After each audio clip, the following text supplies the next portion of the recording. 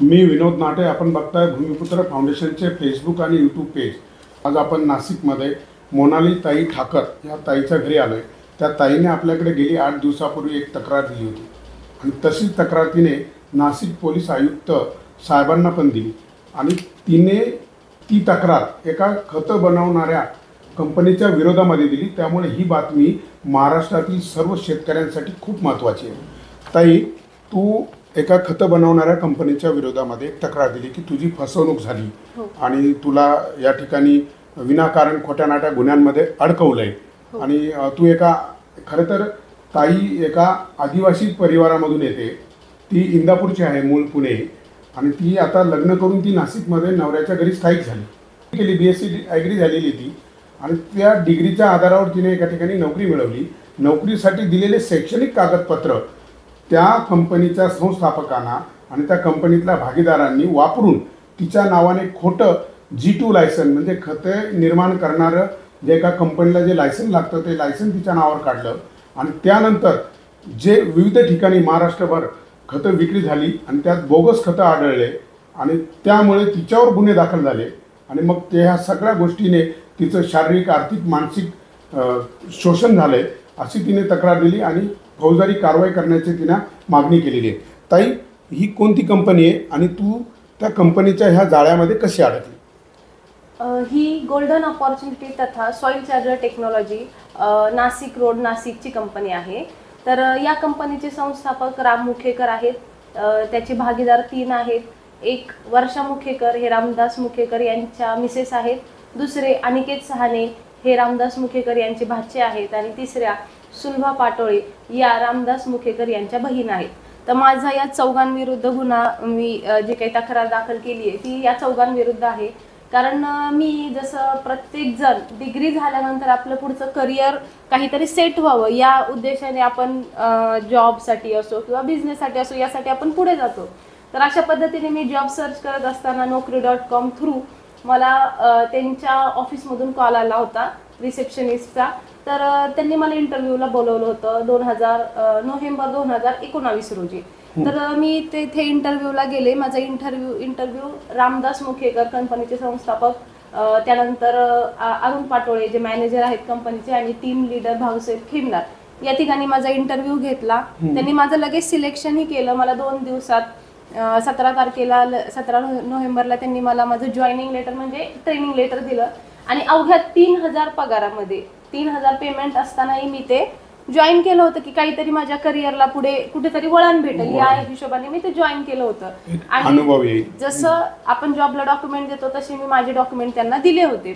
तर हे डॉक्युमेंट दिल्यानंतर रेग्युलर माझा जॉब चालू होता म्हणजे. आणि मी 2023च्या शेवटी काही गोष्टी मला पटत नव्हत्या. जसं की आणि जे माझे कलिग्स होते तर त्यांच्याच घरातला एक होता मुखेकर, तर तो आणि त्याबरोबर 2-3 मुली पण होत्या.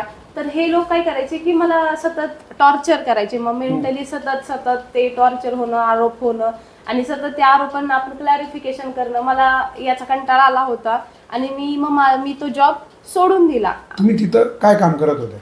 मी तिथे फक्त FCO फार्मर कोऑर्डिनेटर ऑफिसर म्हणजे कॉल सेंटर प्रमाणे जसं बाकीच्या सगळ्या कंपन्यांचं कॉल सेंटर असतं तसंच मी तिथे काम करायचे आणि यामध्ये फक्त माझं शेतकऱ्यांशी बोलणं एवढंच भाग होता. बाकी मी कुठेही व्यवस्थापक, पर्यवेक्षक किंवा त्या कंपनीचा कुठलाही बाकीचा म्हणजे भागीदार मी कुठेही नव्हते. मी फक्त एक काम करायचे, शेतकऱ्यांचे कॉल अटेंड करणे किंवा त्यांचा फॉलोअप घेणे हेच माझं मेन काम होतं आणि ते मी अगदी 2023 मार्च 6 पर्यंत मी तेच करत होते. मग नंतर या सगळ्या गोष्टींना कंटाळल्यामुळं मी त्यांचा जो मुलगा आहे प्रसाद मुखेकर यांच्याकडे मी माझं जे रेजिग्नेशन लेटर होतं तर ते मी जमा केलं आणि तिथे पेमेंट वाढ ही खूप कमी झाली होती म्हणून मग मला छान दुसरीकडं एका प्रायव्हेट लिमिटेड कंपनीमध्ये जॉब भेटला. मला तिथली ऑफर आली तर मी हे सोडलं आणि लगेच 13 तारखेला 4-8 दिवसात दुसरीकडे जॉईन झाले. ताई, तुला हे कधी समजलं की त्यांनी तुझ्या शैक्षणिक कागदपत्रांचा दुरुपयोग करून G2 लायसन, जे कंपनीसाठी खतं बनवणाऱ्या एखाद्या कंपनीसाठी खूप महत्त्वाचं असतं, ते लायसन त्यांनी तुझ्या नावावर काढलं, हे तुला केव्हा समजलं? म्हणजे मी जॉब सोडल्यानंतर मे महिन्यात 23 तारखेला मला एका शेतकऱ्यांचा कॉल आला होता तर म्हणजे माझी ओळख बऱ्याच शेतकऱ्यांची डिस्ट्रीब्युटरशी झाली होती. त्यातून मला एक कॉल आला, म्हणे मोनाली ठाकर तुम्हीच ना? म्हटलं हो. तर ते मला बोलले की जे तुमच्या नावचं लायसन्स आहे कंपनीचं, तर त्या रद्द झालेले. मग थोडंसं मी पण गोंधळात होते की नक्की हा प्रकार काय आहे. मी त्यांना असं सांगितलं की नाही सर, तुमचा काही गैरसमज होत असेल, कधीच लायसन्स काढलेलं नाहीये. तर मग ते बोलले की मी तुमच्या व्हॉट्सअपला त्याचे सगळे डॉक्युमेंट पाठवतो. मग कृषी आयुक्त पुणे यांच्याकडून जे लायसन्स रद्द झालं होतं त्याची एक PDF आणि त्या G2 लायसन्सची PDF मला तेव्हा भेटली. आणि पण जे रद्द व्हायला हवं होतं, बरोबर, जर एखादा आपल्या बाबतीत चुकीची गोष्ट झाली तर ते आपण कॅन्सल करण्याच्याच मागे असतो. मी ते रद्द झालं म्हणून मी तो विषय सोडून दिला की ठीक आहे. आणि मी माझ्या दुसऱ्या ज्या जॉबमध्ये होते ते मी कंटिन्यू करत होते. मग नंतर तुमच्यावर गुन्हा दाखल झाला आहे तुम्हाला केव्हा समजलं? मला 10 जुलै 2023ला, मागच्या काही 2-3 महिन्यापूर्वी, मी सकाळीच असं व्हॉट्सअप माझं ओपन केलं आणि मला माझ्या नातेवाईकांकडून एक मेसेज आला होता. तर ते एक कात्रण होतं पेपरचं. त्या पेपरमध्ये त्या कात्रणात असं होतं की यवतमाळ कळंब येथे मोनाली ठाकर यांच्यावर गुन्हा दाखल झालेला आहे. मग मी ते पूर्ण वाचलं तर मला कळालं की जे G2 फॉर्म म्हणजे जो काही ते डॉक्युमेंट होते माझे रद्द झालेले, तर त्याच ह्याच्यानुसार माझ्यावरती केस झालेली आहे. मग जर डॉक्युमेंट रद्द झाले तर मग माझ्यावर केस कशी झाली, हा माझा पहिला प्रश्न होता. पण मग मी तेव्हा एवढी घाबरून गेलेले होते की मी पटकन माझे वडील, माझे भाऊ, म्हणजे माझ्या नातेवाईकांना, माझे जिजू यांना सगळ्यांना गोळा केलं, इकडं घरी बोलवलं आणि त्यांना हा झालेला प्रकार सांगितला. तर हे लोक दुसऱ्या दिवशी सगळे माझे नातेवाईक राम मुखेकर यांच्या ऑफिसला गेले. तिथे गेल्यानंतर मग त्यांनी डायरेक्ट जाब विचारला की माझ्या मुलीचं इथं नाव आलंच कसं काय, जर तिनं कधी असं काही बेकायदेशीर कृत्य केलं नाही आणि माझ्या मुलीचं करिअर चालू असताना कुठेतरी केसमध्ये नाव येणं म्हणजे ही काय गोष्ट चुकीची गोष्ट आहे. तुम्ही लायसन्स काढायला परवानगी पण दिलेली नव्हती. हो, आणि कुठे सह्या वगैरे पण केलेल्या नव्हत्या. G2 लायसन्स काढायला ज्या कृषी आयुक्तांकडे आपण एक 500 रुपयाच्या स्टॅम्प पेपरवरती बॉन्ड, आता आपण बघितला तो बॉन्ड, त्या बॉन्डवर पण तुमच्या सह्या नाहीये. विषय हा होता की जेव्हा माझे आई म्हणजे घरचे तिथे गेले होते तर ते काय बोलायचे की आम्ही यातून तिला बाहेर काढू, आम्ही तिला बेल पण देऊ, आम्ही तिला या केसमधून नाव पण बाहेर काढू, जे लायसन्स होतं ते तिच्याच नावावर होतं ते चेंज पण करून देऊ, असं ते म्हणायचे, म्हणजे आश्वासन द्यायचे. पण यामध्ये ते एकदा दोनदा असे बोलले की नाही, तिने आम्हाला सह्या दिलेल्या आहेत. हे लायसन्स तिच्या नावावर कसं काढलं हे विचारल्यावर त्यांनी काय सांगितलं की तिने संमतीने हे झालंय आणि तिने सह्या दिलेल्या आहेत. मग माझे घरचे मला सतत विचारायचे की तू कुठे सह्या दिल्या, कुठल्या बॉन्ड पेपरवर दिल्यात का, किंवा कुठे अजून दुसरीकडे सह्या दिलेत का, तुला कधी कोर्टात नेलं म्हणजे कचेरीत नेलं होतं का, किंवा कुठल्या ॲडव्होकेटकडे नेलं होतं का, असं ते विचारायचे. मग मला एक गोष्ट क्लिक व्हायची की नाही, काही जरी झालं तरी मी बॉन्ड पेपरवर सह्या बिलकुल केले नाहीत, हे फिक्स होतं आणि हे माझ्या मनात मला माहिती होतं. त्यामुळे मी माझ्या घरच्यांना सांगितलं की नाही, मी सह्या नाही केलेल्या आहेत. पण आम्ही मग बेल होईपर्यंत थांबलो आणि बेल झाल्यानंतर एक दिवस मला तिकडचे जे पोलीस आहेत तर त्यांचा कॉल आला होता. तर आम्ही कळंब यवतमाळ इथल्या पोलीस स्टेशनला गेलो. तिथं गेल्यानंतर मी जो कॉल सेंटरला काम करते, माझा या कंपनीशी कुठल्या डॉक्युमेंटशी काही संबंध नाही हे मी त्यांना सांगितलं. आणि तेव्हा तिथल्या पोलिसांना कळालं की कंपनीचे संस्थापक कोणी दुसरे, कंपनीचे भागीदार कोणी दुसरे आणि केस कोणावर दुसऱ्यावर झालेली आहे.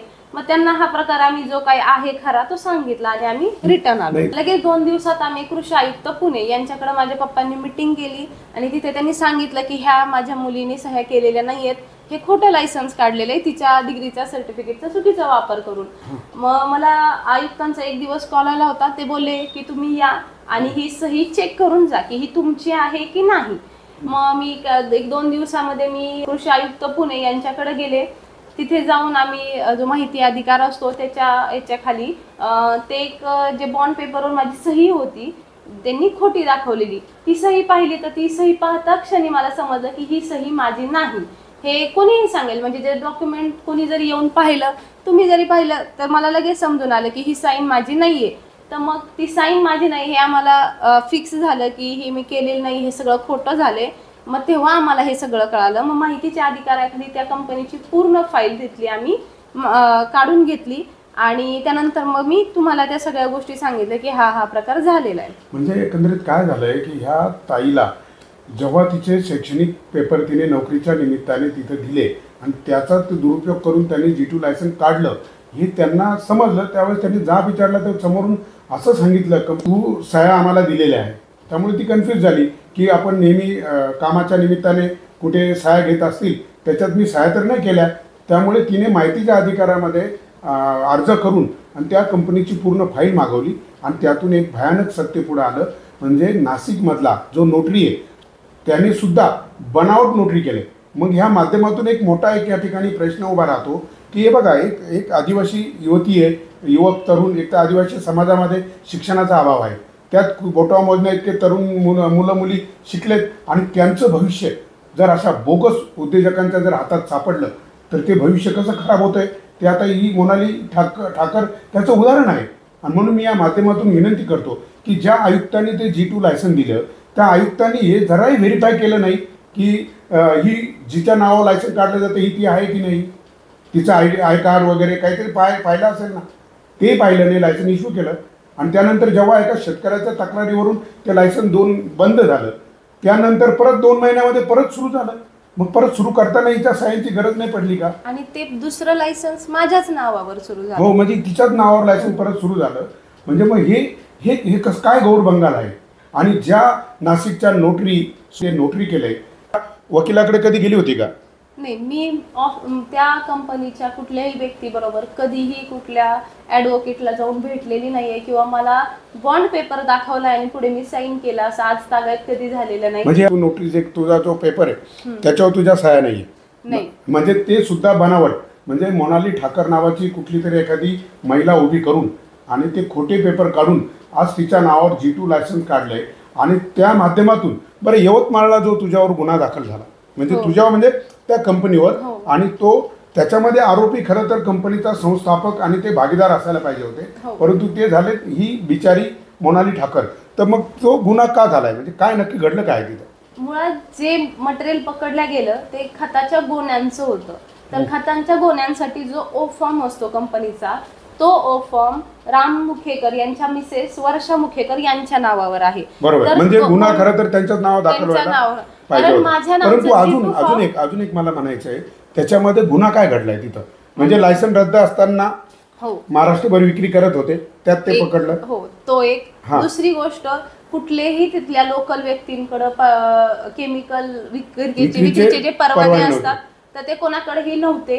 आणि तिसरी गोष्ट म्हणजे जेव्हा त्यांनी लॅबमध्ये हे जे त्यांचं खत आहे ते जेव्हा चेक केलं, त्याचा माझ्याकडे रिपोर्ट आहे. काय रिपोर्टमध्ये काय लिहिलं आहे? आणि त्या रिपोर्टचा रिमार्क असा आहे, the sample is not according to specification and fails in moisture, CN ratio, pH, conductivity. म्हणजे हे जे काही कृषी अमृत नावाचं जे खत आहे तर ते moisture, CN ratio, pH, conductivity यामध्ये फेल झालेले. म्हणजे झालं म्हणजे हे खत जर शेतकऱ्यांनी टाकलं तर त्यांचं उत्पादन खराब होऊ शकतं, म्हणजे त्यांचं नुकसान होईल. आणि अशीच तक्रार बागलाण तालुक्यामध्ये सतीश भामरे या शेतकऱ्याची सुद्धा पेपरला मी बातम्या वाचल्या. त्या शेतकऱ्याचे मला फोन आले, पूर्ण डाळिंबाची बाग करून दिली. म्हणजे ह्या कारणामुळे ते सडलं. हो, आणि तसे गुन्हे दाखल झाले, तक्रारी पण आल्या. आणि त्याने पण तुझ्या विरोधामध्ये आता कंझ्युमर कोर्टामध्ये 1.5 करोड रुपयाचा दावा आहे त्याचा. कोणत्या ह्या ताईच्या याच्यावर. नोकरीला तू तिथं होती, तुला दर महिन्याला, 4 महिन्याला, 6 महिन्याला तुझं प्रमोशन झालं, त्याचे पण तिच्याकडे लेटर आहे. आणि तिने ह्या सगळ्या पुराव्यांसह नाशिक पोलीस आयुक्त साहेबांकडे तक्रार अर्ज दाखल केला आहे की ह्या बनावट कंपनीवर, म्हणजे बनावट कंपनी म्हणावं लागेल, कारण ते लायसन जे महत्त्वाचं आहे खतं निर्माण करताना जे G2 लायसन लागतं ते हिच्या नावावर आहे आणि त्याला तिची सहमती नाही आहे. तिच्या तिच्या सह्याही नाहीये. बनावट कुणीतरी व्यक्ती उभी करून बनावट लायसन काढलं, असं ह्या बनावट कंपनीवर तिने कारवाईची मागणी केली. ताई, तू आता ह्या माध्यमातून महाराष्ट्रातील शेतकऱ्यांना काय आव्हान करशील? मी सर्व महाराष्ट्रातल्या शेतकऱ्यांना हे सांगू इच्छिते की जे G2 लायसन्स सध्या कंपनी वापरत आहे त्या लायसन्ससाठी माझी सही नाही. त्यामुळं आणि जरी तुम्हाला सगळ्यांना दाखवलं जातं की ते G2 लायसन्स मोनाली संतोष ठाकर हिच्या नावावर आहे, तर ते माझं डुप्लिकेट सगळं केलेलं आहे. त्यामुळं मी डायरेक्ट सांगेल की कुणीही हे प्रोडक्ट वापरू नका. आणि जर तुम्हाला हवे असतील तर त्या प्रोडक्टचे रिपोर्ट आहेत आमच्याकडे, जे तुम्ही खतं वगैरे वापरताय, लिक्विड वापरताय, त्याचे आमच्याकडे रिपोर्ट आहेत. नाशिकला काढलेले आहेत, यवतमाळला काढलेले आहेत, तुम्ही माझ्याकडून बघू शकता. आणि आत्ताच सगळ्या शेतकऱ्यांनी ज्यांना हे आतापर्यंत तुम्हाला रिझल्ट न येणं किंवा काही डिस्ट्रीब्युटर कर्ज मला तुम्ही जे फोन करून सांगता की मॅडम आम्हाला रिझल्ट नाही आले, तुम्ही शेतकरी तुम्हाला फोन करताय? हो, मागच्या काही दिवसांपासून एका व्हिडिओमध्ये माझं नाव आणि नंबर व्हायरल झाला होता, तर त्यामार्फत मला खूप साऱ्या शेतकऱ्यांचे आणि डिस्ट्रीब्युटरांचे कॉल येत आहेत की जे एक्स डिस्ट्रीब्युटर असतील किंवा जे रनिंग मध्ये डिस्ट्रीब्युटर असतील त्यांचे मला कॉल. कंपनी आता पण रनिंग मध्ये? हो, ती कंपनी तुझ्याच नावाने रनिंग मध्ये? हो, अजूनही ते माझ्याच नावाने. या ताईने तक्रार अर्ज केले तरी ते G2 लायसन्स ताईच्याच नावावर आहे आणि तिच्या आता सगळ्या शेतकऱ्यांचे तिला फोन येत आहे. आणि आता ह्या माध्यमातून तू सगळ्यांना काय सूचना देशील, काय खबरदारी घ्यावी? मी एकच सांगेल की हे वापरू नका. हे G2 लायसन्स जे माझ्या नावावर तुम्हाला सगळीकडे पब्लिश झालेलं दिसतंय, तर त्या माझ्या खोट्या सह्या घेऊन केलेलं आहे. तर आणि माझ्याकडे रिपोर्ट आहेत की प्रोडक्टमध्ये सतत सगळीकडे जे 2-3 ठिकाणी चेक केले तिथं फेल आहेत. तर मी डायरेक्ट सांगेल की वापरू नका. आणि जर समजा तुम्ही वापरत असाल तर त्या झालेल्या तुमच्या नुकसानीसाठी राम मुखेकर, नंतर त्यांचे तिन्ही भागीदार वर्षा मुखेकर, अनिकेत सहाने आणि सुलभा पाटोळे हे 4 जण असतील. यानंतर त्या गोष्टीसाठी कुणीही शेतकऱ्यांनी मला जबाबदार धरू नये. जसं मला शेतकऱ्यांच्या काही शेतकरी मला सांत्वनासाठी कॉल करायचे, काही डायरेक्ट मला हे करायचे की मॅडम तुमचंच आहे, आम्हाला त्रास झाला. तिला अनेक अशा घटना, आता ती काही बोलू शकत नाही त्याच्यामध्ये, तिला अक्षरशः काही शेतकऱ्यांनी शिव्या घातल्या की तुमचं खत वापरल्यामुळे आमचं नुकसान झालं, माझं कोणाचे द्राक्षाचं नुकसान झालं, कोणाचं टोमॅटोचं नुकसान झालं, कोणाचे डाळिंबाची बाग. अरे एकतर ह्या शेतकऱ्यांना महाराष्ट्रामध्ये एकतर शेतकऱ्याची भयान अवस्था आहे. 1500 रुपयाचा किराणा सुद्धा त्याला घेता येत नाही. हे सरकार ह्या महाराष्ट्रामध्ये शेतकऱ्याला हमीभाव देत नाही आहे. म्हणजे त्याने पिकवलं, ते उगवलं तर ते टिकेल का नाही इथून प्रश्न उभा राहतो. टिकलंच तर भाव मिळेल का नाही इथं, हा तो दुसरा प्रश्न आहे. परंतु काळ्या आईच्या उदरात शेतकऱ्यांना घाम गाळून सोन्यासारखं लेकरावानी सोनं पिकवायचं आणि हे असे बोगस खतं घालून जर त्याचं नुकसान होत असेल तर अशा कंपन्यांवर एक कडक कारवाई झाली पाहिजे. पुण्याचे जे आयुक्त आहे, कृषी आयुक्त जे महाराष्ट्रामध्ये G2चे लायसन्स देते, यांच्या कामाची सुद्धा चौकशी झाली पाहिजे. कारण हे लायसन्स इश्यू झालं कसं? ज्या व्यक्तीच्या नावावर इश्यू झालं तिची परवानगी नाही, तिच्या सह्या नाही आणि परत रद्द झालं. शेतकऱ्यांच्या तक्रारीमुळे ते रद्द झालं होतं ना. हां, मग ते रद्द झालं, परत ते लायसन्स सुरू कसं झालं? आणि मग त्यासाठी तिची आवश्यकता नव्हती का? मग या कृषी आयुक्तांनी कोणत्या बेसवर ते लायसन्स परत इश्यू केलंय, सुरू केलंय? आणि म्हणजे शेतकऱ्यांना. आणि परत अजून एक, माननीय धनंजय मुंडे साहेब, मी तुम्हाला हातून विनंती करतो, तुमच्याकडे अनेक शेतकऱ्यांनी या संदर्भातच तक्रारी दिल्या. त्या तक्रारीची तुम्ही फक्त तात्काळ चौकशी करून कारवाई करा म्हणून आयुक्ताला पाठवलं. पण आयुक्ताने काय केलं? अहो, ह्या महाराष्ट्रामध्ये कुठेही शासकीय लॅब अशा अद्यावत नाही, सुरू नाही. शासकीय लॅबमध्ये तपासणी होत नाही. मग याचा फायदा हे बोगस कंपन्या स्थापन करून आणि बोगस खतं बनवणाऱ्या कंपन्यांना होतो. मग याचा अर्थ आम्हाला कधी असं वाटतं की सरकार ह्या कंपन्यांबरोबर जुळतं मिळतं घेऊन शेतकऱ्याला लुबाडत तर नाही आहे ना. कारण यांच्यामध्ये जे खताचे जे रेशो आहे, त्यांनी जे खताचे रेशो इथं दिले ते समजा त्याचे ते कंटेंट तपासणी केल्यावर ते प्रमाणे सापडती नाही. म्हणजे मग बोगस खतं आहे. मग असे बोगस कंपन्यांवर कारवाई करायला सरकारकडे अशा लॅब आहेत का? त्या लॅब वर्किंगमध्ये आहेत का? म्हणून मी या माध्यमातून माननीय धनंजय मुंडे साहेबांना विनंती करतो की महाराष्ट्रातील ज्या काही खतांच्या कंपन्या असतील त्या सगळ्या खतांच्या कंपन्यांचे प्रमाणे तपासून घ्या. बियाण्यांच्या पण कंपन्यांचे तपासून घ्या. रोज मला अनेक फोन येतात, बियाणे खराब बोगस निघाले. अरे एक पीक माझ्या शेतकऱ्याचं नुकसान झालं ना, नुसतं पीक नाही होत, त्याचं वर्ष वाया जातं. संत तुकाराम महाराज म्हटले, मडे झाकून या करीती पेरणी, कुंब्याची वाणी लवला आहे. अरे हा शेतकरी आहे ना, जर एखादं पीक जमीन वाफावर आली आणि पेरणी करायची आणि घरात कोणी मेलं ना, मडं झाकून ठेवतो. कारण त्याच्यात ते वर्ष वाया जाणार असतं. मडं झाकून तो पेरणी करतो का? त्याचं वर्ष वाया जाऊ नये. आणि अशा अन्नदात्या, निर्मात्या ह्या शेतकऱ्याला जर कोणी नाडत असेल, माननीय कृषी मंत्री साहेब अशावर कडक कारवाई करा. अशा बोगस कंपन्या बंद करा. आणि सगळीकडे जिथं जिथं आणि शेतकऱ्याचं नुकसान झालंय ह्या कंपनी मालकांच्या चल अचल सगळ्या संपत्ती जप्त करून शेतकऱ्यांना नुकसान भरपाई द्या.